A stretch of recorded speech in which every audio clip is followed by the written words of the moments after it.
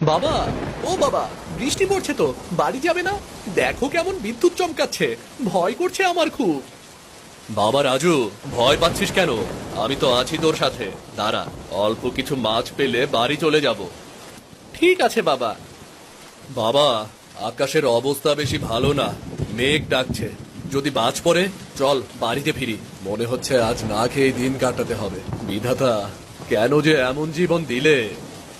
বাবা দেখো কত জোরে বৃষ্টি হচ্ছে, এই বৃষ্টির ভেতর জঙ্গলের রাস্তা দিয়ে যেতে ভয় করবে তো। পাগল ছেলে, আমি আছি তো, তোর কিচ্ছু হবে না, চল বাড়িতে। এই বলে হৃদয় আর রাজু হাঁটতে শুরু করে। কিছুক্ষণের ভেতর তারা জঙ্গলের রাস্তায় চলে আসে। এমন সময় হঠাৎ রাজু দেখে একটা মাছ বৃষ্টির পানিতে ভেসে আসছে। বাবা, ওই দেখো একটা মাছ বৃষ্টির পানিতে ভেসে আসছে, আমি ধরতে যাচ্ছি।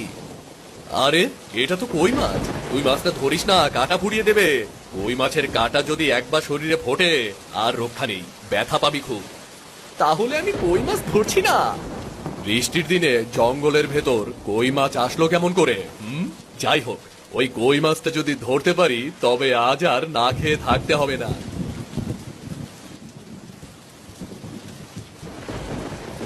বাবা, তুমি তো মাছটা ধরতেই পারছো না। হাঁটতে হাঁটতে কত দূরে চলে এসেছি, দেখেছো? বাবা, মনে হচ্ছে আমাদের কপালটাই খারাপ রে। এখন বৃষ্টির দিন, কোথাও কোনো কাজ নেই। এজন্য ভেবেছিলাম দুটো মাছ ধরে বাজারে বিক্রি করলে বৃষ্টির দিনগুলো চলে যেত, কিন্তু সেটাও তো হচ্ছে না। প্রথম দুদিন মাছ পেলেও এখন আর পাচ্ছি না। বাবা দেখো, ওই কই মাছটা ওই গুহার ভেতর গিয়েছে। মনে হচ্ছে এবার আমরা মাছটাকে ধরতে পারবো।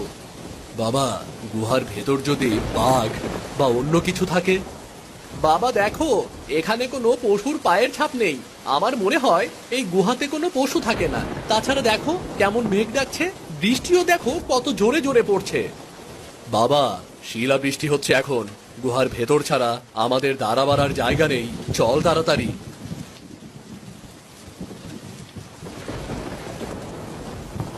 এই বৃষ্টির দিনে কই মাছটার পিছু না নিলেই ভালো হতো।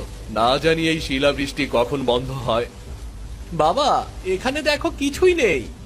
বাবা দেখো, সেই কই মাছ এখনো গুহার ভেতরে আছে। দেখো তো বাবা, তুমি কই মাছটা ধরতে পারো কিনা? আমার অনেক দিনের ইচ্ছা কই মাছ খাবো। আমি শুনেছি কই মাছ খেতে নাকি অনেক সুস্বাদু। হ্যাঁ রে বাবা, কই মাছ অনেক সুস্বাদু একটা মাছ। এবার তো আমি একে ধরেই ছাড়বো।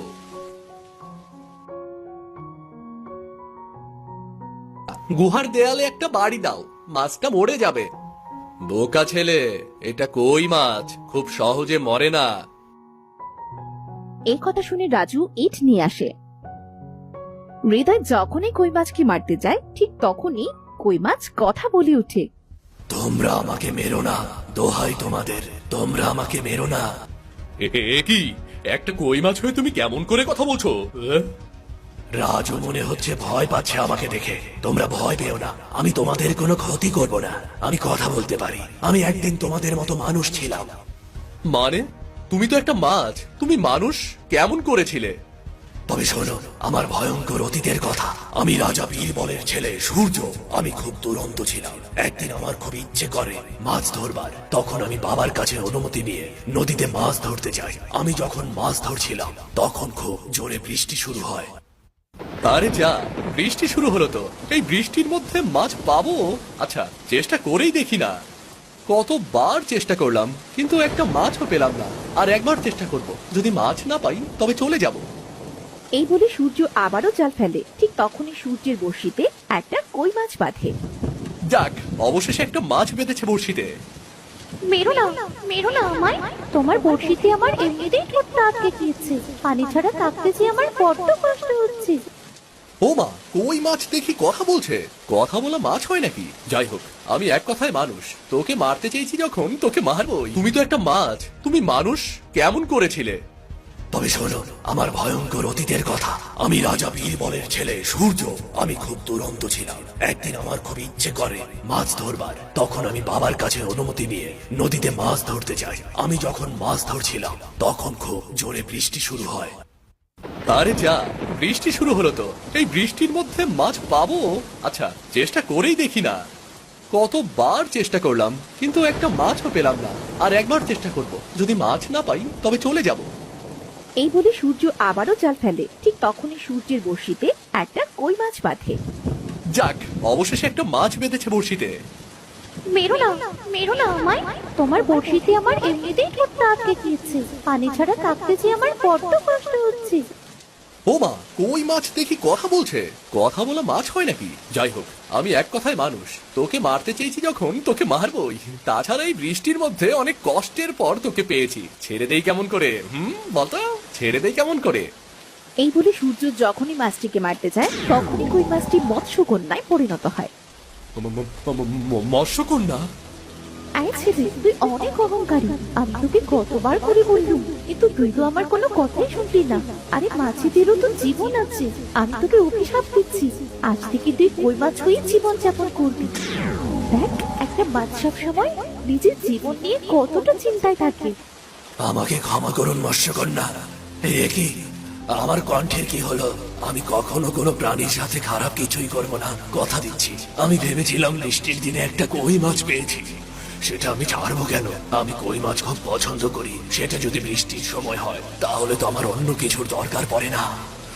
মৎস্যকন্যা, মাছ তো খাবার জিনিস, এজন্যই তো আমি মাছ ধরতে এসেছি। দয়া করে আমাকে মাফ করুন, দয়া করে আমাকে মাফ করুন। সত্যিই তো, মাছ তো খাবার জিনিস। আসলে রাগের বশে আমি অভিশাপ দিয়ে ফেলেছি। এই অভিশাপ থেকে মুক্ত হওয়ার একটা উপায় আছে আমার কাছে। কোনো এক বৃষ্টির দিনে কেউ যদি তোমার মাকাল ফলের বীজ খাওয়ায় তবেই তুমি মানুষ হতে পারবে। মনে রাখতে হবে, দিনটা কিন্তু বৃষ্টির দিন হতে হবে। আজ নিজের ভুলের জন্য নিজেকে কই মাছ হতে হলো। কেন যে বৃষ্টির দিনে মাছ ধরতে এসেছিলাম। এই বৃষ্টির দিনে মাছ ধরতে না এলে হয়তো আমাকে কই মাছ হতে হতো না। কি আর করা, আমি পানিতে যাই। এরপর আমাকে অনেক জন ধরেছে, কিন্তু নিজের বুদ্ধি দিয়ে সব জায়গা থেকে বেঁচে ফিরেছি। আর যেদিন বৃষ্টি বেশি হয় সেই দিন আমি স্রোতের সাথে ভেসে বেড়াই, অভিশাপ মুক্ত হবার আশায়। সবই তো শুনলে। আপনি রাজকুমার সূর্য, আপনার বাবা আপনাকে কত রাজ্যে খুঁজে বেরিয়েছেন। চিন্তা করবেন না, ওই মাছরূপী রাজকুমার আমরা আপনাকে অভিশাপ মুক্ত করব। আপনি আমাদের সাথে চলুন। সত্যি বলছো? হ্যাঁ, আপনি এই পাত্রে ঢুকে পড়ুন। আপনি তো পানি ছাড়া থাকতে পারবেন না। শিলা পড়া কমেছে, বৃষ্টি হতে হতে আপনাকে আবার অভিশাপ মুক্ত করতে হবে। ঠিক আছে।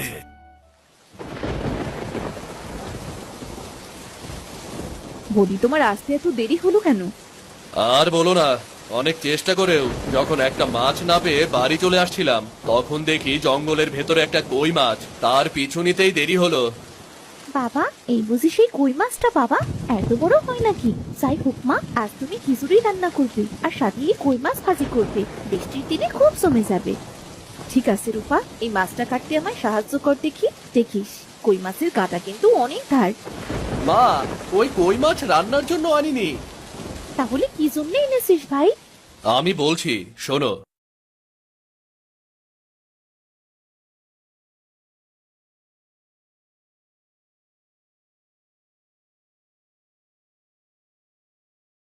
বাবা, আমার দেখা মাকাল ফল গাছ আছে তো। তোমরা তো অনেক কষ্ট করে এসেছো, আমি বরং মাকাল ফল নিয়ে আসছি। তুই পারবি তো বৃষ্টির মধ্যে গাছে উঠতে? তুমি চিন্তা করো না বাবা, আমি ঠিক পারবো। বৃষ্টি কম হলে তো আবার কই মাছকে অভিশাপ মুক্ত করতে পারবে না। এই বলে রূপা মাকাল ফল নেবার জন্য চলে আসে। রূপা এসে দেখে গাছে মাত্র একটা মাকাল ফল ঝুলছে। আরে, গাছে তো দেখছি একটা মাত্রই মাকাল ফল, আর তবুও সেটা গাছের মাথায়। এটা কি পারতে পারবো আমি? চেষ্টা করে দেখি তো। এই মিষ্টি, কোথায় ছিলি তুই? তোকে আজ আমি খুঁজতে খুঁজতে পাগল প্রায়। এই তো, আমি একটু জঙ্গলে গিয়েছিলাম। বলো বলো, কেন খুঁজছিলে আমায়? বৃষ্টির মধ্যে কোথায় আসিস সেটা ভেবেই খুঁজছিলাম। যাই হোক, আমাকে ওই মাকাল ফলটা পেরে দিয়ে দেখি। তুমি মাকাল ফল দিয়ে কি করবে? এটা তো অনেক তেতো। তোকে পরে বলছি সব, যেটা বললাম সেটা কর। আমি পারতে পারছি না যে। আমি পেরে দিচ্ছি।